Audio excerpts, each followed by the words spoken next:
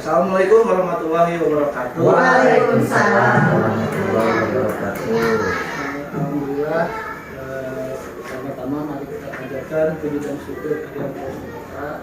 Shalawat serta salam yang kita curahkan kepada junjungan Nabi kita Nabi Muhammad SAW, kepada keluarganya, kepada sahabatnya, dan kepada seluruh umat dari umat akhir nanti.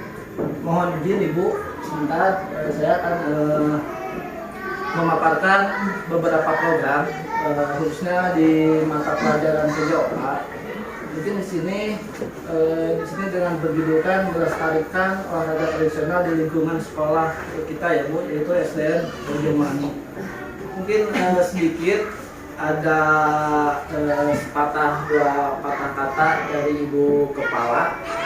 Mohon Ibu izin untuk menyampaikan kepada saya dan rekan-rekan mengenai melestarikan olahraga tradisional ini. Mohon dari waktu, tempat dan waktu dipersilakan.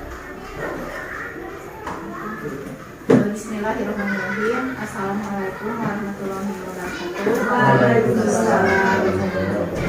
Puji syukur adalah kepada Allah Subhanahu wa Ta'ala karena berkat rahmat dan hidayahnya serta nikmat sehat yang telah diberikan pada hari ini kita bisa berkumpul di sini dalam acara komunitas belajar ya, untuk memaparkan mata pelajaran PJOK tentang rencana tindak lanjut melestarikan olahraga tradisional di lingkungan sekolah di SDN Bojomani.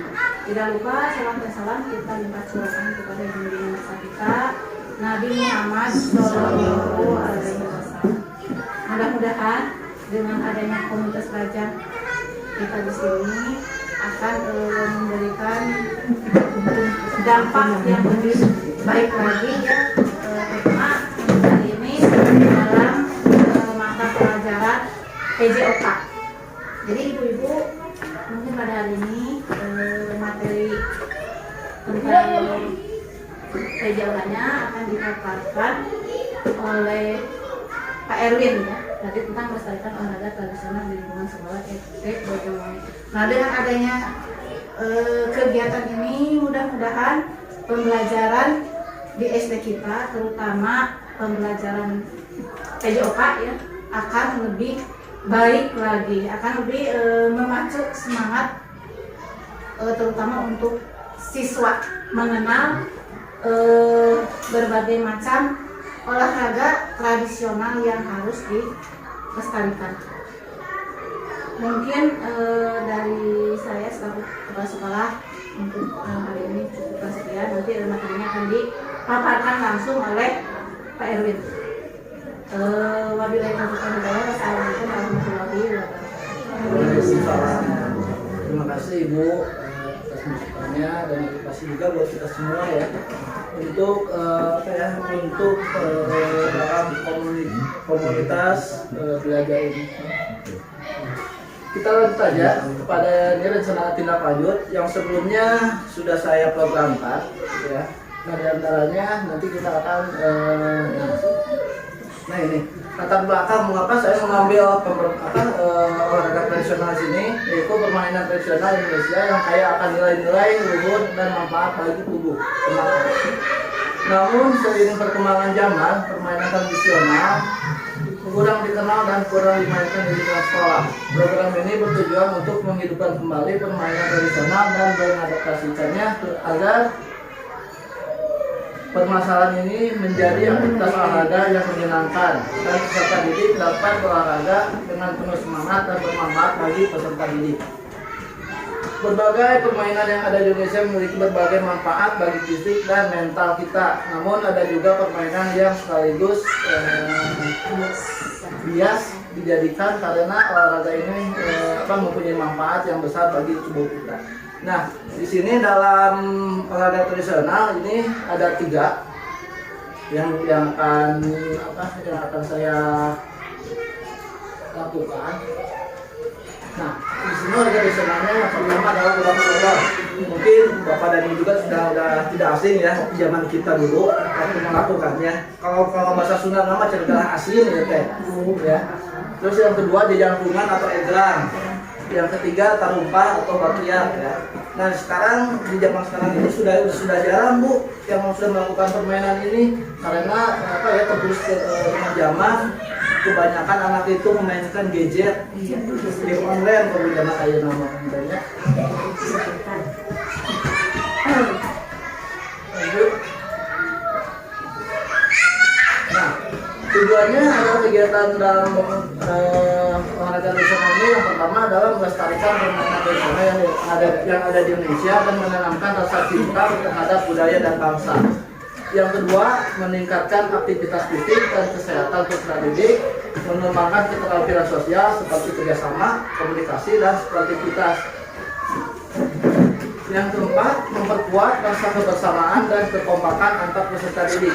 Nah, dalam mengembangkan keterampilan sosial seperti kerjasama, mungkin sana nanti juga akan dikolaborasikan dengan guru kelas Bu. Nah di sini masuknya itu ke dalam leadership Pak ya. Nah terus komunikasi antara siswa supaya bisa berjalan, supaya tidak canggung. Terus yang ketiga sportivitas, yaitu mau menerima kekalahan. Karena Bu di peserta didik ini selama saya mengajar, kalau misalkan ada permainan atau yang ditandingkan itu rata-rata misalkan tidak mau menerima kekalahan. Nah, makanya dari itu saya mengajak nanti peserta didik, begitupun dengan kolaborasi dengan Bapak dan Ibu guru untuk menanamkan rasa sportivitas yaitu menerima kekalahan. Ya, lanjut. Nah, di sini ada sumber dana Bu yang harus dibutuhkan ya. Mungkin di sana ada capaian, langkah-langkah dan hasil yang diharapkan. Nah, capaiannya yang pertama adalah siswa mengenal 3 permainan tradisional. Itu yang tadi yang pertama tebak sodor, yang kedua egrang, dan yang ketiga bakiyah atau tarumpah. Terus yang keduanya siswa mampu memainkan 2 permainan tradisional dengan Physical Sport Education Model, nah atau SEM. Apa sih itu SEM? SEM itu adalah olahraga yang dilakukan secara berkompetisi, ya. Atau di sini nanti kita akan buat kompetisi mini lah. Jadi misalkan dengan ada reward buat siswa. Terus yang ketiganya, peserta didik mampu menunjukkan sikap sportif yang menghargai perbedaan. Nah, tadi yang sudah dijelaskan tindak sportifnya. Terus yang keduanya adalah langkah-langkah. Nah, di sini yang pertama, peserta didik dapat menyebutkan nama-nama permainan olahraga tradisional dan mengetahui syarat mainnya atau peraturannya. Yang ketiga, peserta didik dapat mengikuti aturan permainan dan bekerja sama dengan teman dalam bermain. Yang ketiga, peserta didik dapat menjunjung tinggi sportivitas. Tadi sudah dijelaskan juga yang tentang sportivitas. Terus yang keduanya permainan yang bekerja sama. Yang ketiganya menyebutkan nama-namanya. Nah, biasanya anak-anak itu susah kalau menyebutkan nama nasional nama gitunya. Model tadi kan gebak sodor. Pak, kumaha sih gebak sodor teh? Mainan teh juga kumaha. Ternyata agak asin dengan. Terus kita rumpah teh kumaha dengan pas ngarawaskeun bakiyah kita rumpah teh. Bakiyah teh kumaha menunggu papan. Terus ketiganya egrang. Egrang mah udah pada tahu juga mungkin yang pakai kayu yang tinggi ya naik ke atas gitu. Mungkin di sini juga saya juga masih belum bisa melakukannya. Makanya nanti perlu juga kolaborasi juga dengan guru kelas. Jadi saya tidak bisa dapat dilakukan secara sendiri ya. Lanjut.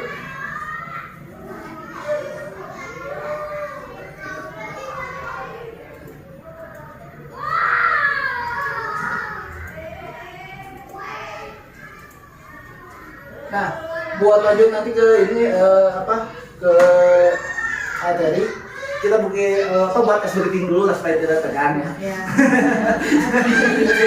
Kita dulu sebentar. Mungkin tangan yang sebelah kanan nanti bisa dibuka, tangannya digerak-gerak ya. Terus nanti yang tangan kiri juga digerak. Nanti yang tangan ke depan digerak-gerak ya. Terus disilang, jempolnya diangkat, lalu bergoyang. Nah kita sekarang bikin jadi lagu ya. Lagunya gini. Tangannya ke kanan digerak-gerakan, tangannya ke kiri digerak-gerakan, tangannya ke depan, digerak-gerakan, tangannya disilang, jempol bergoyang. Yuk, bisa ya? Kayak gitu ya? Semuanya nyanyi ya. Yuk, siap. 1, 2, 3. Tangannya ke kanan, digerak-gerakan, tangannya ke kiri, digerak-gerakan, tangannya ke depan, digerak-gerakan, tangannya disilang, jempol bergoyang. Hihi.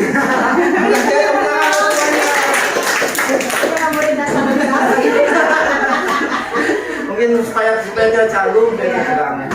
Terus yang berikutnya yaitu struktur program dan mitra komunitas belajar. Nah, di sana ada struktur programnya. Yang pertama jenis program kurikuler, yang kedua skala program siswa kelas 4 dan kelas 6 yang kita akan melakukannya.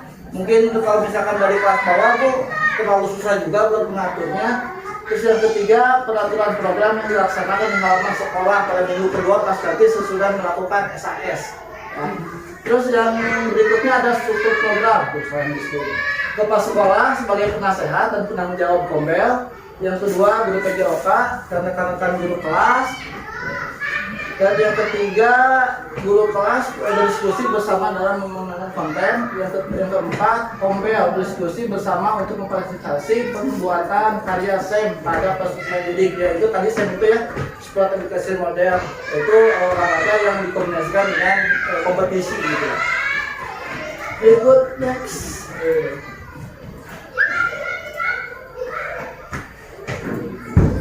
Nah, di sini ada 7 aset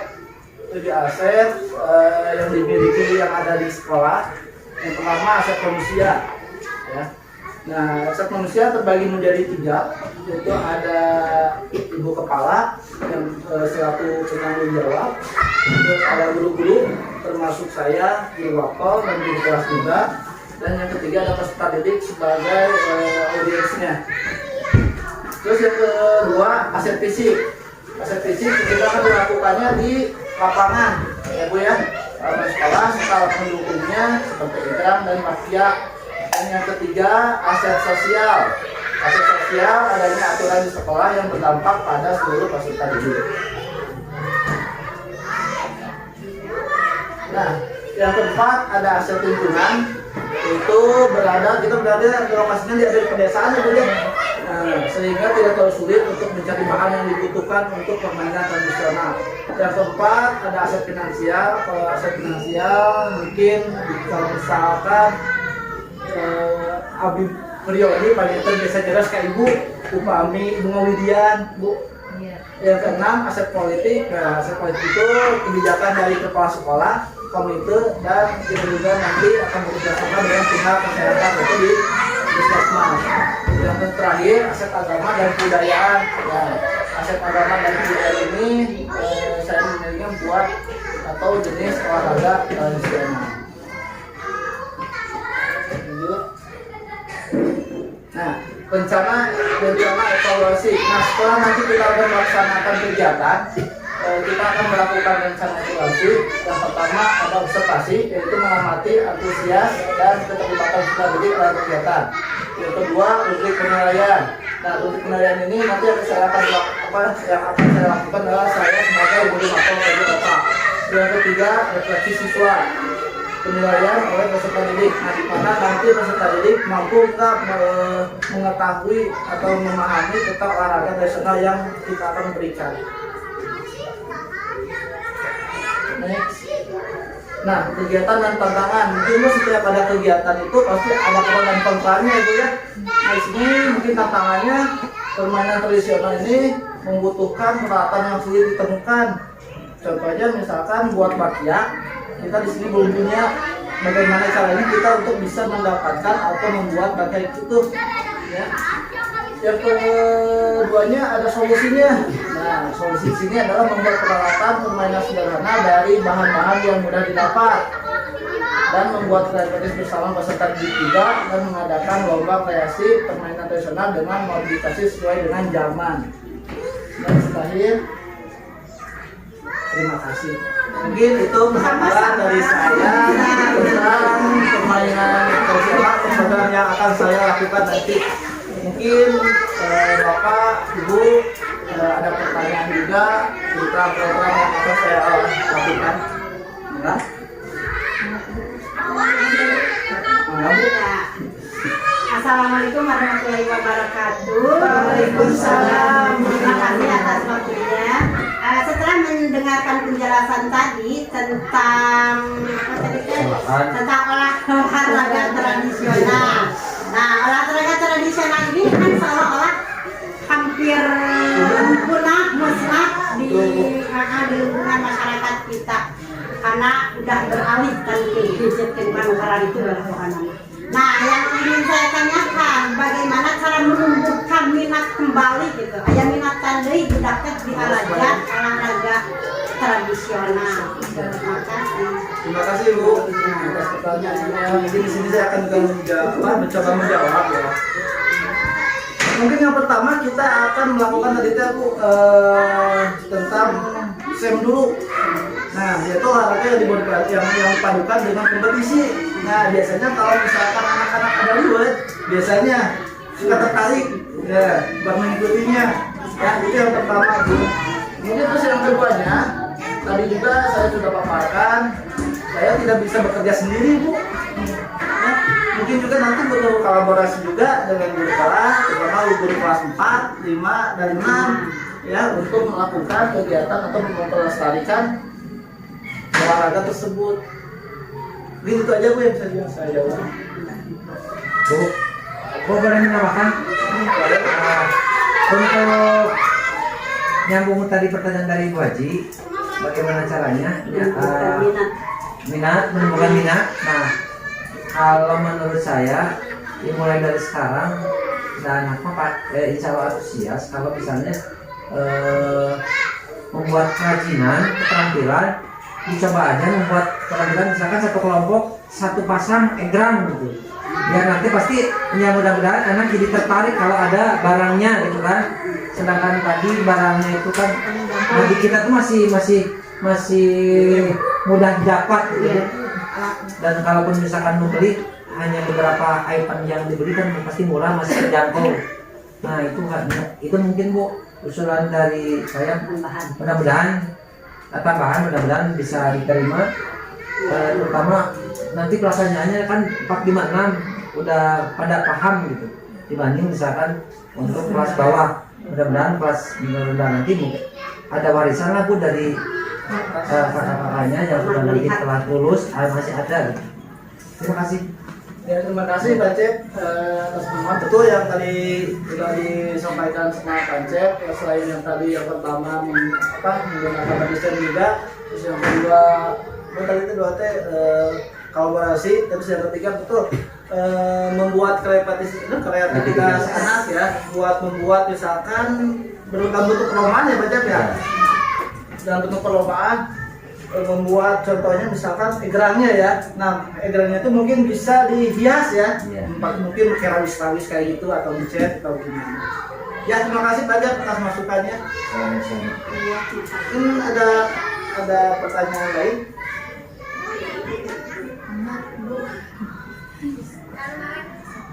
Cukup? Atur nuhun.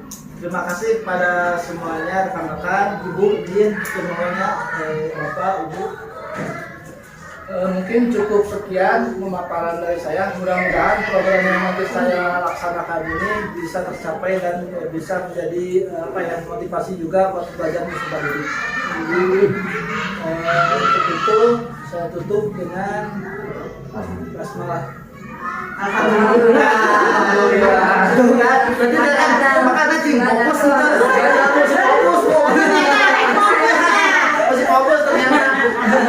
Terima kasih. Wassalamualaikum warahmatullahi wabarakatuh. Waalaikumsalam.